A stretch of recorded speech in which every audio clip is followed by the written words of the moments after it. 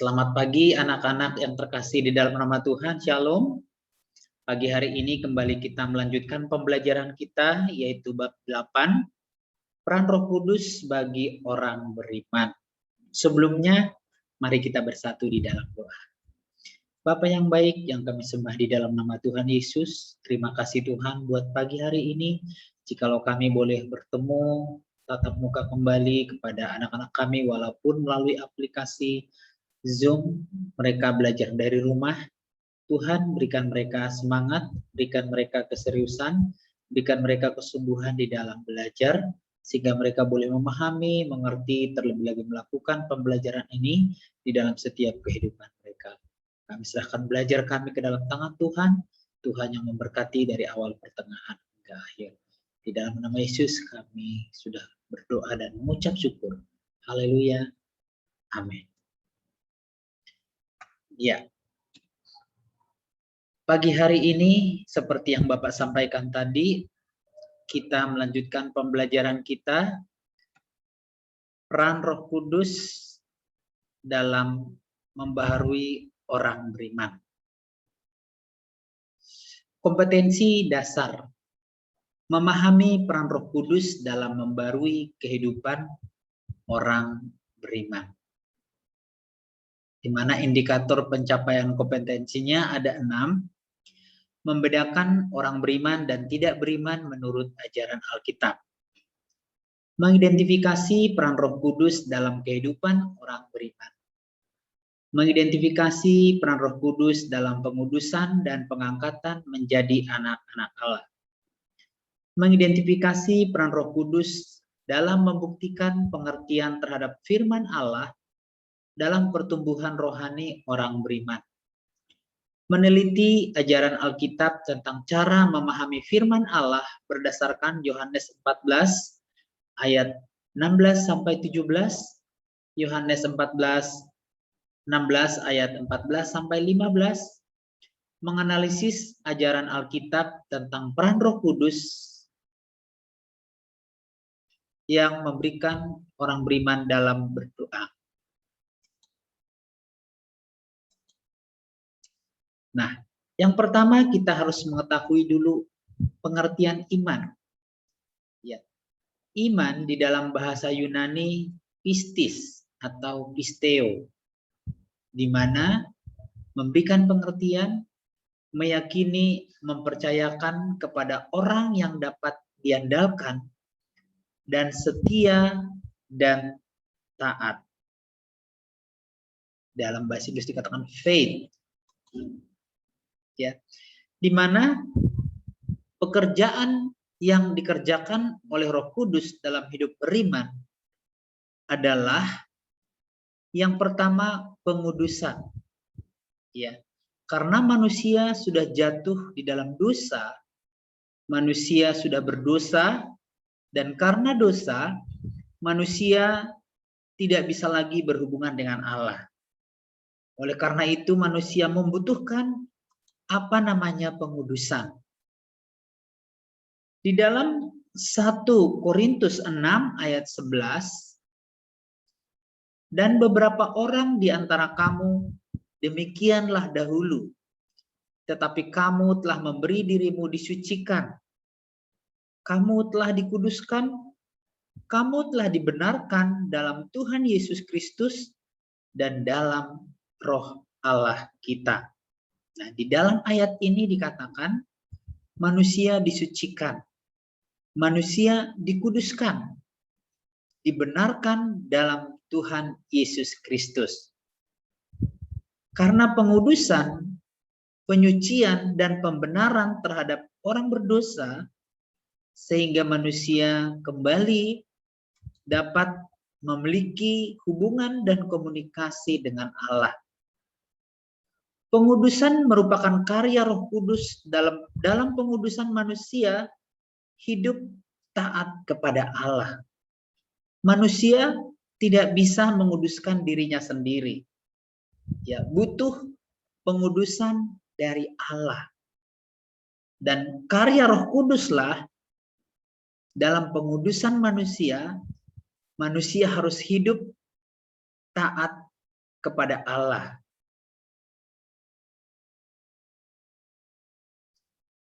Manusia tidak dapat memuliakan Allah jika tidak mengalami pengudusan. Ya. Jadi untuk apa manusia dikuduskan? Untuk dapat memuliakan Allah. Dalam bahasa Yunani dikatakan hagiosmos. Yang pertama, dipisahkan untuk Allah. 1 Korintus 1 ayat 30, 1 Tesalonika 2 ayat 13, dan 1 Petrus 1 ayat 2. Ya, manusia dipisahkan untuk Allah. Dan yang kedua, jalan hidup yang sesuai dengan pemisahan tersebut yaitu terdapat di dalam 1 Tesalonika 4 ayat 3, 1 Tesalonika 4 ayat 4 dan 7, Roma 6 ayat 19. Ya. Dan yang kedua, pengangkatan. Ya. Allah mengangkat orang-orang beriman menjadi anak-anak Allah. Anak Allah adalah suatu status yang diberikan Tuhan kepada orang beriman. Anak di sini adalah orang percaya yang menerima ahli waris kerajaan Allah. Ya, sama seperti seorang anak menerima ahli waris daripada orang tuanya. Begitu juga dengan orang beriman, orang percaya akan menerima ahli waris yang dimiliki oleh Allah sendiri. Apa ahli waris yang diberikan oleh Allah bagi anak-anaknya? Yaitu keselamatan kekal. Ya, itu yang dimiliki oleh Allah dan itu akan diberikan kepada orang beriman sehingga orang beriman akan memiliki keselamatan kekal. Ya, sebagai anak-anak Allah. Pemberian posisi yang sah sebagai anak-anak di dalam bahasa Yunani dikatakan huiothesia. Huios adalah anak, tesis menempatkan. Ya, di dalam Roma 8 ayat 14 sampai 17 dikatakan semua orang yang dipimpin oleh Roh Kudus adalah anak-anak Allah. Bapak percaya, setiap kita orang yang percaya, orang yang beriman, dipimpin oleh Roh Kudus, dan kita adalah anak-anak Allah. Kita melakukan semua kegiatan yang menyenangkan hati Allah dan taat kepadanya. Sebagai anak-anak Allah, yang harus kita lakukan, kita harus setia, harus taat, dan harus menyenangkan Allah di dalam setiap aspek kehidupan kita. Pikiran kita, perkataan kita, perbuatan kita harus menyenangkan hati Allah. Sebagai anak-anak Allah, kita harus menerima dengan rendah hati dan ucapan syukur. Dan kita harus bersyukur, kita harus beruntung bahwa kita diangkat sebagai anak-anak Allah. Banyak orang di luar sana tidak dipilih, tidak diangkat menjadi anak-anak Allah. Tapi kita yang sejak dalam kandungan dikatakan kita sudah dibentuk, kita sudah dipilih dan ditetapkan menjadi anak-anak Allah. Dan yang ketiga, memberikan pengertian dan pertumbuhan. Roh Kudus juga memberikan pengertian, pertumbuhan kepada orang-orang beriman. Di mana di dalam 1 Korintus 2 ayat 12 sampai 13 dikatakan di situ iluminasi atau potizo, ya, menerangi, memberi penerangan batin. Ya. Roh Kudus membantu membukakan pikiran dan hati orang percaya agar mampu mengerti Alkitab dengan benar dan melakukan kebenaran itu. Ya, orang beriman tidak mengerti firman Allah kalau tidak diberikan pengertian oleh Roh Kudus.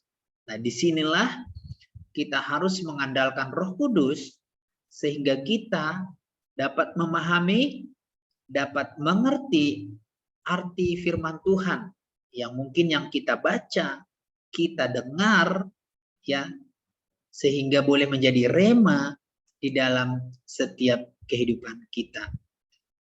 Nah, di sini dikatakan Roh Kudus memberi pertumbuhan.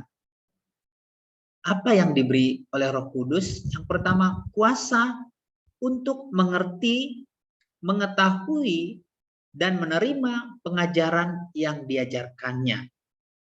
Ya, walaupun pengetahuan kita terbatas, tapi di saat kita menyerahkan sepenuhnya kepada Roh Kudus akan memberikan pengertian kepada kita.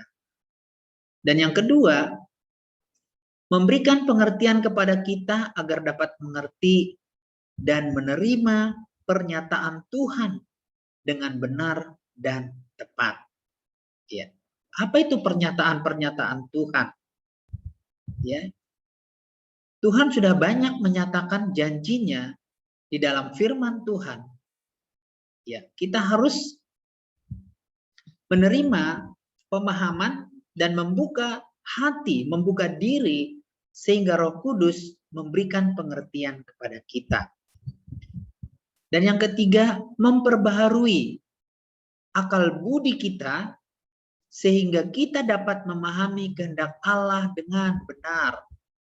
Di dalam Roma 12 ayat 2 dikatakan, ya, Roh Kudus memperbaharui akal budi, ya, sehingga kita tidak sama seperti dunia ini, tapi berubahlah oleh pembaharuan budimu, sehingga kamu dapat membedakan mana yang baik, mana yang berkenan kepada Allah. Ya. Di dalam memberi pertumbuhan, Rasul Paulus sering menyatakan seperti di dalam pertanian. Ya. Dalam pertanian pasti ada tanaman atau bibit yang ditanam, dan apa yang menjadi sumber tanaman itu bertumbuh yaitu disiram dan diberikan nutrisi pupuk. Begitu juga orang percaya atau orang beriman, pertumbuhan rohani memerlukan asupan gizi yang baik. Apa asupan gizi yang baik untuk pertumbuhan rohani? Yaitu firman Tuhan. Ya. Di dalam Galatia 5 ayat 22 sampai 23 dikatakan, hanya oleh Roh Kuduslah manusia bisa bertumbuh dalam kebenaran. Pertumbuhan rohani adalah proses seumur hidup. Melalui mempelajari firman Tuhan, pertumbuhan secara pribadi dalam komunitas orang percaya. Di sini orang percaya dituntut untuk menghasilkan buah, yaitu buah roh. Kasih, sukacita, damai sejahtera, kesabaran, kebaikan, kemurahan, kesetiaan, kelemah lembutan, dan penguasaan diri. Itu bisa kita hasilkan di saat kita mendapat asupan yang baik, yaitu firman Tuhan yang senantiasa memberikan pertumbuhan di dalam setiap kehidupan rohani kita. Dalam 1 Korintus 15 ayat 33, orang percaya perlu lingkungan sosial rohani yang kondusif untuk pertumbuhan rohaninya. Namun tidak antisosial, gereja dan orang percaya harus terbuka terhadap masyarakat.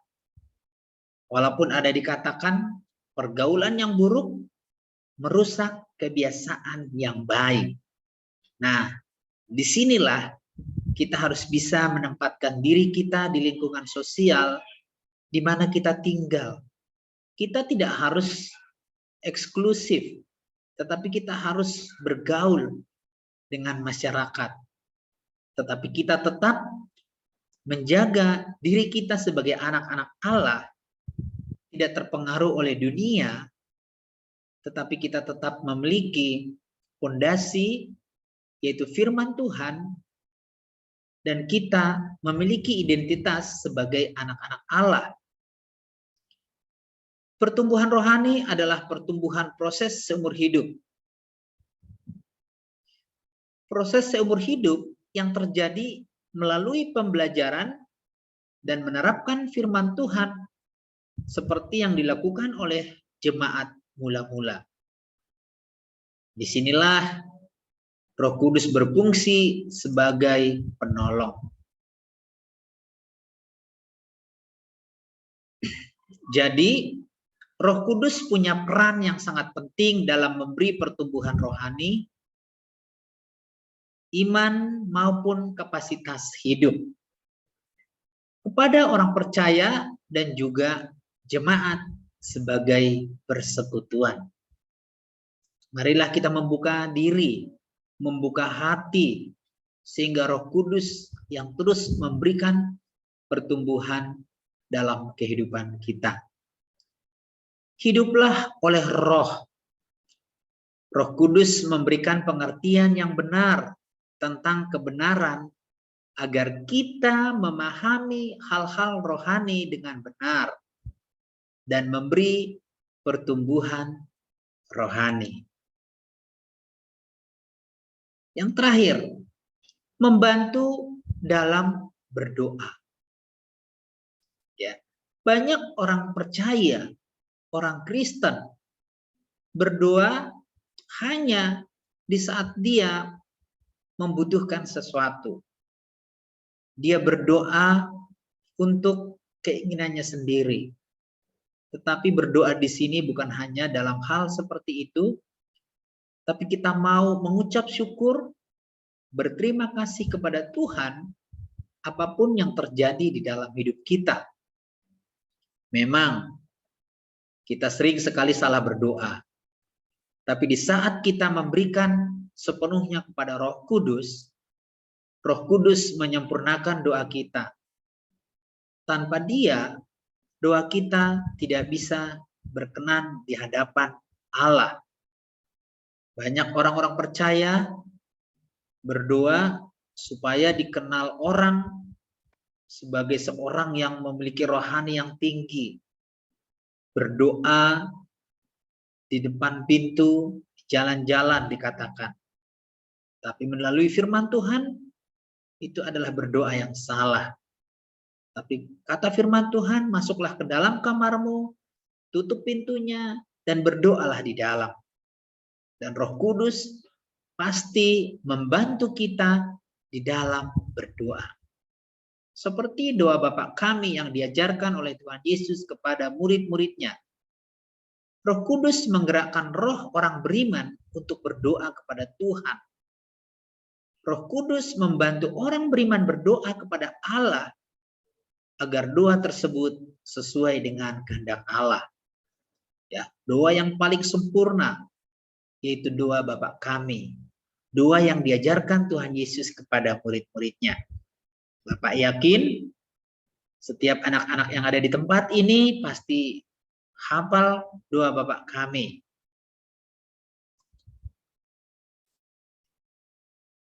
Itulah pembelajaran kita pada pagi hari ini. Ada peran Roh Kudus dalam setiap kehidupan kita. Mari kita hayati, mari kita pahami, dan kita bersyukur buat segala karya Allah yang boleh Tuhan nyatakan di dalam kehidupan kita. Mari kita berdoa. Terima kasih Tuhan buat pembelajaran pada saat pagi hari ini. Kami boleh mendengarkan banyak pemahaman yang baru.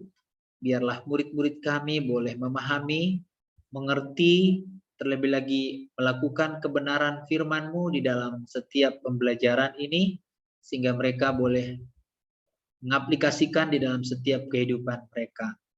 Dalam pertumbuhan kami serahkan ke dalam Roh Kudus. Biarlah Roh Kudus yang terus memberikan pertumbuhan dalam setiap kehidupan kami. Terima kasih, di dalam nama Yesus kami sudah berdoa. Amin.